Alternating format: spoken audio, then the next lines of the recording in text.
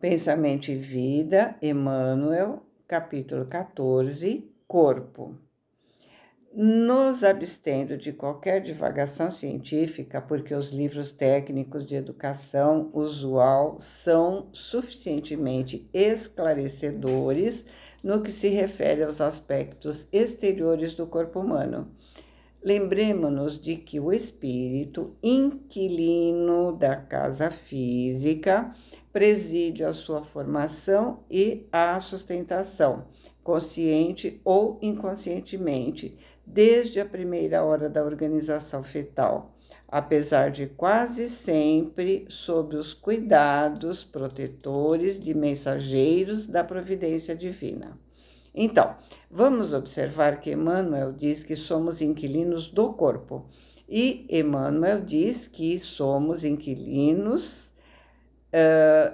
Ele está dizendo que a interação do indivíduo com a casa física. E a casa física representa o ambiente corporal, o ambiente local, o ambiente familiar, social, político, econômico, histórico, científico, filosófico, religião, enfim. Então, na verdade, eu sou a interação do que eu sou e do ambiente em que eu me situo. O corpo é muito importante, afinal, ele é a roupagem do espírito. Os impactos do que pensamos, de sentimentos, de posturas, escolhas, quer sejam dessa existência ou que trouxemos da outra, são sentidos no corpo e geram saúde ou doença. É no corpo que o espírito vai ficar toda a encarnação. Ele é o meio de expressão do espírito. Mas temos que ter o cuidado de não viver para o corpo, ou seja, não dar ao corpo importância maior do que ele tem. Se eu cultuar o corpo, se eu viver em função dele, eu terei apenas uma existência mundana, material, sensorial, quando na verdade mergulhamos na matéria para superar a matéria. Nós somos mais que matéria. O corpo físico é importante porque limita o espírito e, como casa do espírito, ele é porta de entrada e de saída da encarnação. Se ele limita o espírito, normalmente, quanto mais esse espírito tem uma encarnação expiatória. Vamos observar que muitas vezes esse corpo tem limitações físicas importantes. E aí Emmanuel continua, a frase que ele fala que nós somos inquilinos do corpo, ele diz, preside a sua formação e a sustentação, consciente ou inconscientemente, desde a primeira hora da organização fetal, apesar de quase sempre sob os cuidados protetores dos mensageiros da providência divina, ou seja, com exceção dos espíritos mais elevados, a organização fetal é inconsciente. Vamos lembrar André Luiz no capítulo 13 do livro Mensageiros da Luz, que ele diz, com riqueza de detalhes, como é decisiva a atuação dos benfeitores no processo reencarnatório. Vimos que sua atuação se inicia com a confecção do mapa físico do futuro corpo, onde são previstas a conformação física, eventuais deficiências orgânicas, defeitos físicos e outras circunstâncias relevantes, tudo atendendo às necessidades educativas da nova existência. Em seguida, os mentores espirituais atuam na preparação do estado mental do reencarnante e de seus futuros pais, cuja influência na formação do novo corpo tem grande importância. Superadas essas etapas, eles fazem o trabalho de aproximação entre o espírito que retorna e seus futuros pais.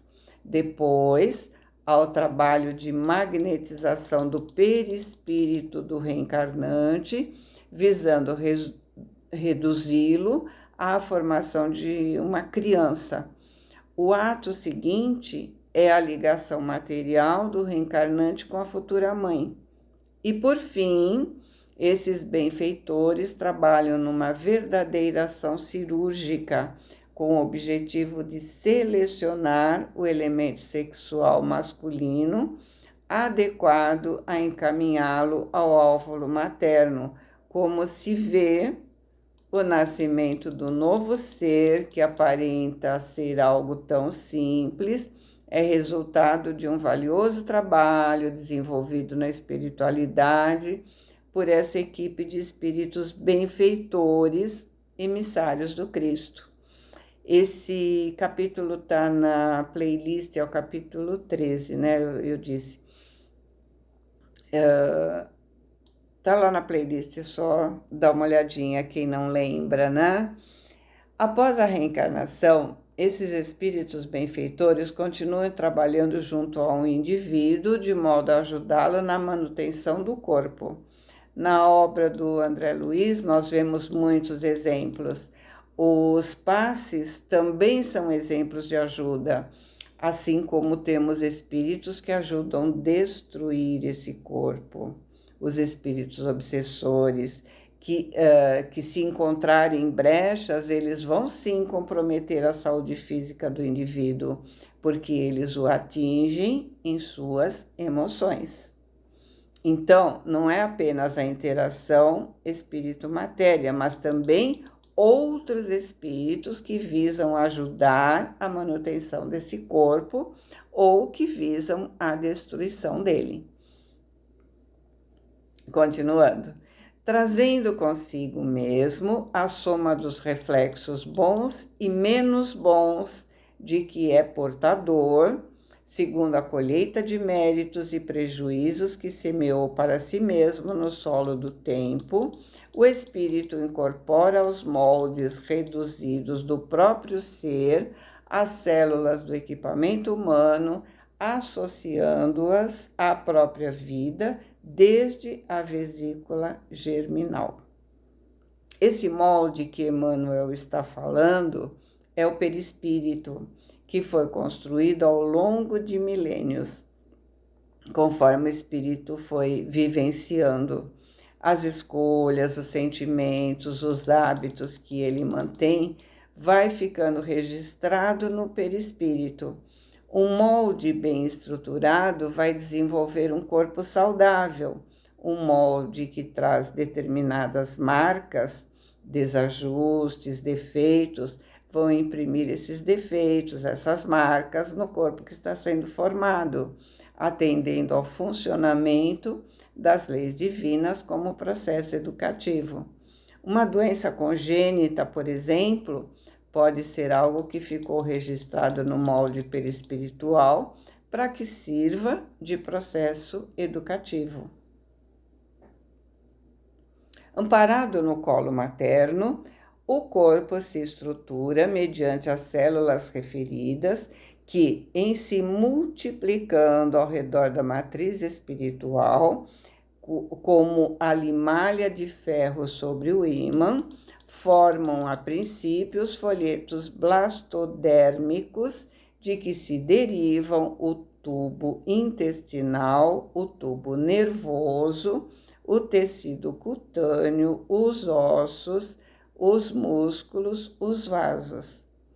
Então, a formação do corpo é uma força eletromagnética.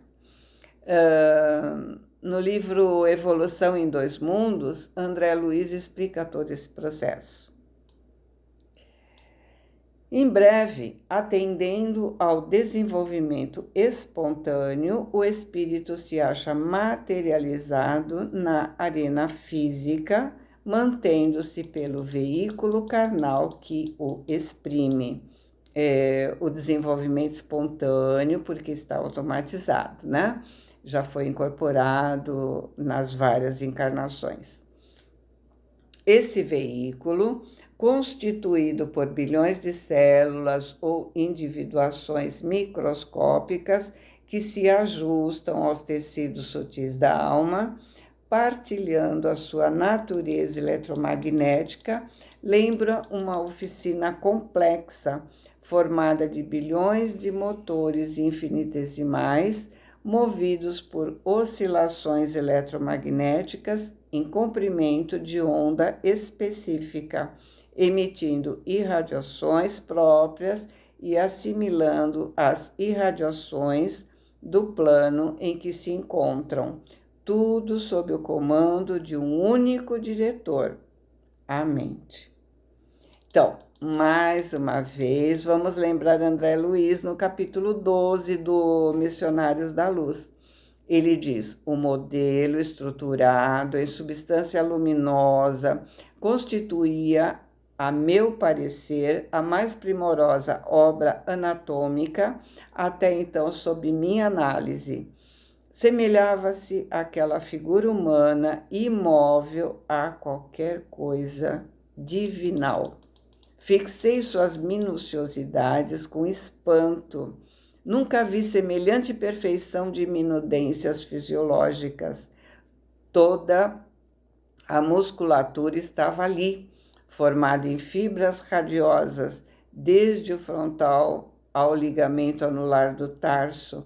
Via-se fios de luz simbolizando as regiões diversas da musculatura em geral, determinadas fibras, como as que se localizavam na zona orbicular das pálpebras, no triângulo dos lábios, no grande peitoral, no pectíneo, nas eminências tenar e hipotenar, até o extensor dos dedos, eram mais brilhantes. Do exame de superfície, passei a observações mais profundas, identificando as disposições maravilhosas das figuras representativas da circulação linfática e sanguínea. Os órgãos estavam todos ali vibrando em obediência a dispositivos elétricos para demonstrações educativas. Os vasos para o sangue venoso apresentavam em luz acinzentada, ao passo que as regiões do sangue arterial apresentavam cor encarnada.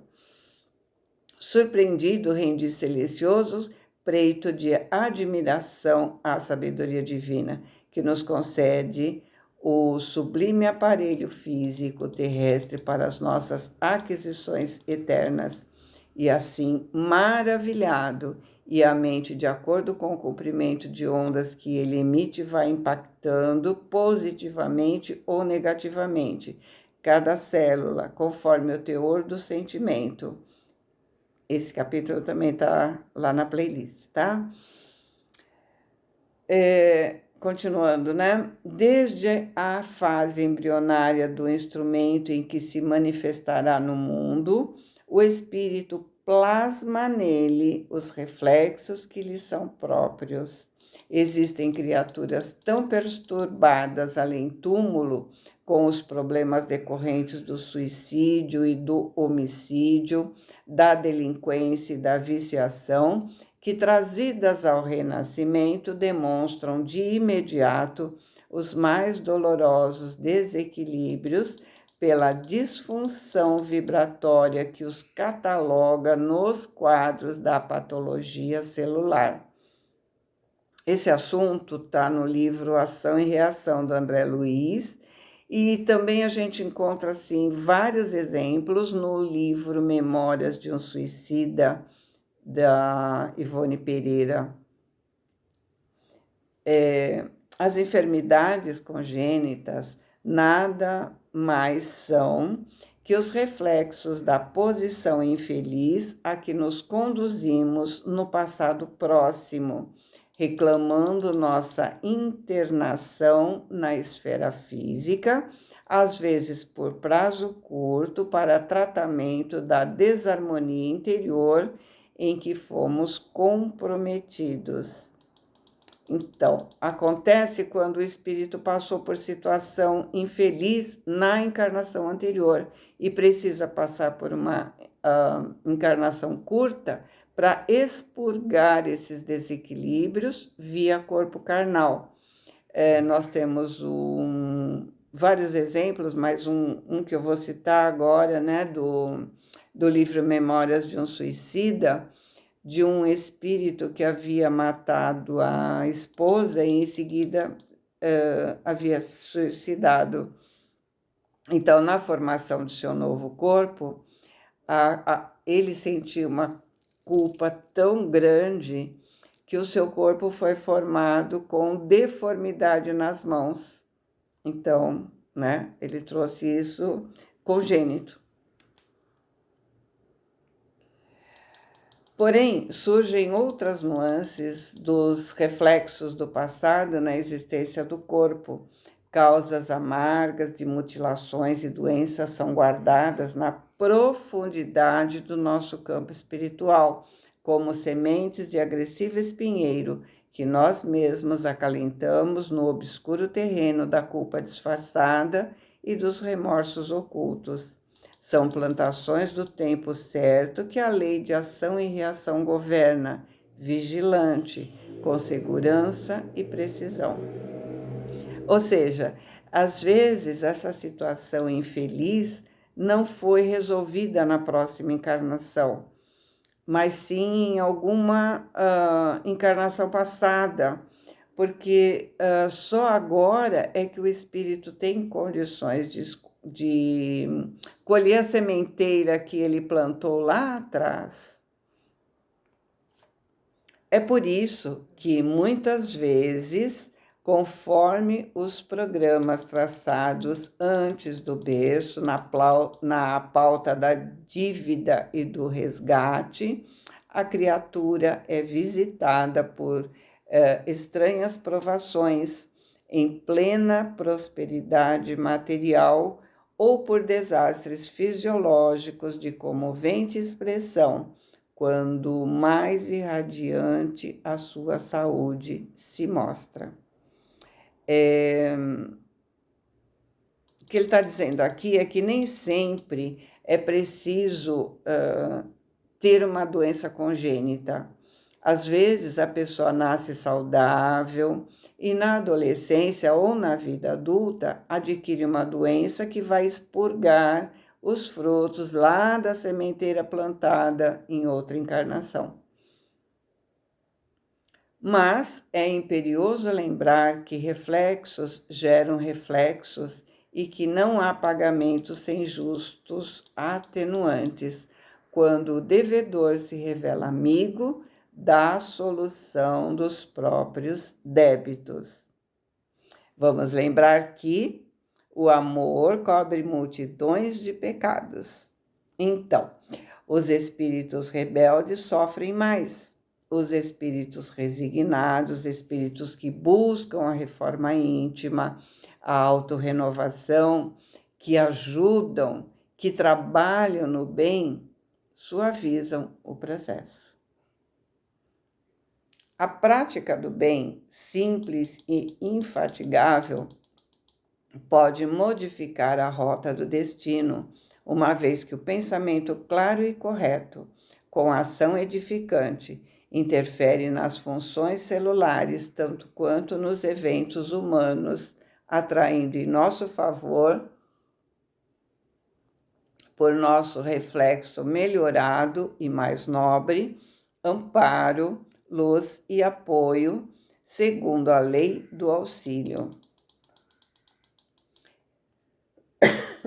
Desculpa. Se eu viver no bem, eu evito ou atenuo enfermidades. E vivendo no bem, eu atraio apoio, auxílio, abro o campo da intuição, possibilitando vivenciar boas experiências, vivenciar aprendizados, porque reflexos produzem reflexos. Podemos modificar nosso amanhã com o nosso hoje. Jesus falou: vá e não peques mais. Ou seja, modifique seu hoje e terá um amanhã melhor. Praticando o bem, eu mudo a rota do destino. Boa semana, fiquem com Deus, amo vocês.